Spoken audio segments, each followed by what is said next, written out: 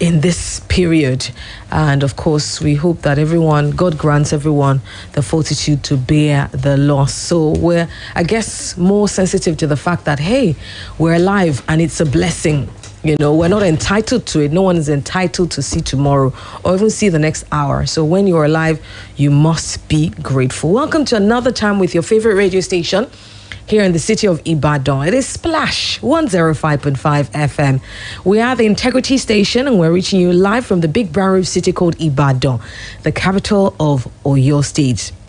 It's a beautiful Friday morning, and it's great to be here today. I'm your host this morning. I'm Ronke Giwa Onafuwa. And of course, we're kicking off straight from the dailies, the bonus edition, we call it. Only because, of course, on Fridays, we don't have our analysts. And on Fridays, we just have a little time to race through the headlines. Of course, you still can send in your text messages, but we cannot take your telephone calls. So please send text messages to any story that resonates with you personally today. But not to worry, we get more time to explore some of the stories making headlines. And of course, especially those that made headlines this week. So join us on the Breakfast Gang show at 8 o'clock, where we'll be looking at the stories that trended over the week, where we'll also have time to take more of your telephone calls and your text messages. All right, let's race through the headlines, shall we? Security agencies must identify all unknown gunmen. This is the Sultan, and it says here in the Tribune newspaper, the Sultan of Sokoto, Alhaji Saad Abubakar III, has said that all the unknown gunmen perpetrating evil across the country must be identified and prosecuted. He wondered why unknown people kill so many people and nothing is done when there are security and intelligence agencies in the country. All of us are very worried, he says, about the level of insecurity in the country. And I keep on saying it, things are not getting better, and I will continue saying it. He continues and says, how can they be unknown? Unknown people kill so many people and nothing is done. Where are our intelligence agencies? Don't we have a proactive intelligence agency that will see ahead of anybody or any criminal that is trying to do something? I am a military man and I know what I am talking about. Are there lies in anything he said? Well, you tell me, where are the lies? I mean, how can people be unknown? Always unknown gunmen. We need to have some sort of intelligence that can, identify these people. They're not spirits. They are human beings. And the thing is, they are human beings that live around people like you and I. So it's important that as much as the government is doing their bit, police is doing their bit, the people must also do their bit to speak up when they see anything suspicious as well. We must all collaborate in order to make sure we're more secure as a people. All right, let's take more headlines. Abba Kyari, IGP gets probe panel report. Also in the papers, in the Tribune newspaper, Stella Odua dumps PDP. That's an interesting one. It's always interesting when what people will consider a big fish, somewhat, leaves a particular party. Now, former aviation minister, I'm sure you all remember her, and senator representing Anambra North, Stella Odua, has dumped the main opposition party, the People's Democratic Party, for, guess, of course, the All Progressives Congress. No surprises there, APC. Checks reveal that Senator Odua was presented to the Yobe State Governor and Chairman of the APC Caretaker Extraordinary Convention Planning Committee and Governor of Yobe State, Alhaji Maimala Buni, by his Imo State counterpart, Hope Uzodinma. Also in attendance at the venue where the former aviation minister was received was Kebbi State Governor and Chairman of the Progressives Governors Forum, Abubakar Atiku Bagudu, and the Anambra State election governorship candidate, Senator Andy Uba. All right, that's an interesting one, and that's on that. Moving on real swiftly on the just killings, NMA, Red Cross worry over shortage of blood.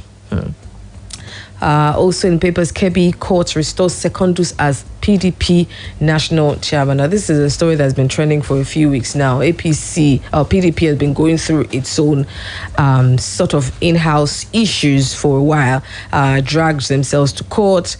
And now Justice Nusirat Umar, a vacation judge of the Kebbi State High Court on Thursday, ordered Prince Uche Secondus to return to his position as the national chairman. According to a statement issued by the erstwhile party boss media aide Ike Abonyi on Thursday, while giving the order in a suit brought before her in Birnin Kebbi, Justice Umar says she was satisfied after reading the affidavit of the respondents that an interim order should be granted on the purported suspension of Prince Secondus pending the determination of the court.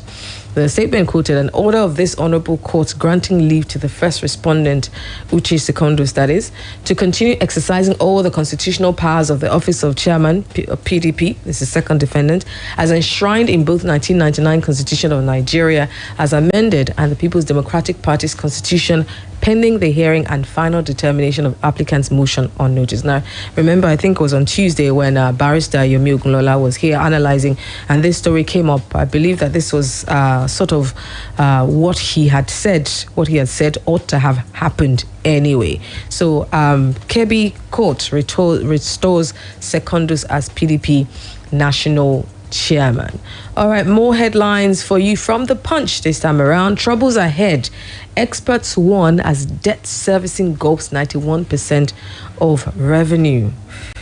Whew, that's 91% is a lot. If you're using most of your money to pay debts, I mean, as a business person, you think about it. What does that portend? What does that say? All right, troubles ahead. Experts warn as debt servicing gulps 91% of revenue. All right, that's in the Punch newspaper. Hopefully later on we'll be able to explore that a bit more, because obviously a lot of warnings have been coming out as regards our debts. I remember, I think it was last week or 2 weeks ago, that we talked also about how some prominent personalities had also warned the government about their debts. And I know people sort of have different arguments about debts. Debt isn't all bad. Even I believe that debt isn't all bad, depending on what it is used for. So for example, if you are servicing debts, I hope that there's accountability going into, if I'm paying back debt, I need to think about what I use the money. Did it bring me anything, or has it sort of improved my finances, so that when I'm paying the debt, it's not like I'm paying it crying, thinking I don't even know I used all of the money to eat shawarma, and I'm here paying debts. You know how irritating that can be. So if you're paying debt, it's good to look back and think, okay, all of this, monies I'm using to pay debts, hey, I'm just paying BC, but I can't even account for what it is I borrowed. We all have been there, I'm sure. So this is nothing new, but I mean, as a country, I can imagine why experts are worried. All right, also in the papers this morning, 5 die after family of 7 ate suya in Abia. All right, let me read the story before everybody starts running off and saying that they say we should not eat suya again. Let's get details of the story real quickly. And we'll get details of that story in a moment. Okay, here it says, Abia State government on Thursday paid the hospital bill of a woman and her daughter who survived suya and fruit juice consumption, which killed her husband and 4 others. The State Commissioner of Information, John Oki Kalu in Abia, confirmed the payment in a release, stating, while we commiserate with the family and friends of the bereaved, we wish to call for calm and patience to enable relevant medical authorities properly determine the cause of death of the 7 persons that reportedly lost their lives. Governor Keze Ekpeazu has directed authorities of the relevant medical facility where the surviving family members were treated and discharged to ensure a comprehensive autopsy for those who lost their lives. The government wishes to call on all citizens and residents to maintain vigilance and remain law-abiding, as we have mobilized all relevant agencies of government to properly investigate the incident.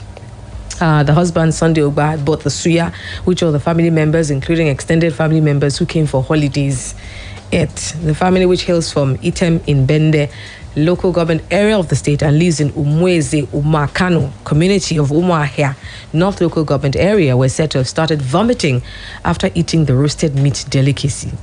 While the wife, Mrs. Jessie Ogba, and her daughter were in critical condition, later survived after receiving treatment at Federal Medical Center, the husband and 4 others did not. It was gathered that among the dead are 4 siblings of another man who were aged 3, 9, 10, and 12. This is super sad and horrible. The government is set to conduct an autopsy, which is the right thing to do, so that to determine if it's the suya or if it's that maybe something else happened. But obviously this is super sad. All right, so let's race through some headlines from the Vanguard newspaper. North has paid biggest price for Buhari's failure, says Northern Elders Forum. This is in the Vanguard newspaper. And of course, also in the Vanguard newspaper, grazing reserves a gunpowder keg. Also, Nigeria in distress. Solutions are in the marketing communication space. Interesting. And also, Afghanistan's fall shows the West can't save Nigeria if it unravels. I thought we determined that already. Anybody who's waiting for the West to come in as a knight in shining armor, as you can see, obviously they are grappling some of their own issues as well. And we've seen in time past that this is perhaps something that's just wishful thinking. All right, you can send text messages real quickly though, to 0809 155 1055. CAN condemns just killings, urges clerics to desist from making provocative statements. Also in the papers, government's call for self-defense, a sad admission of failure to secure lives and properties of citizens.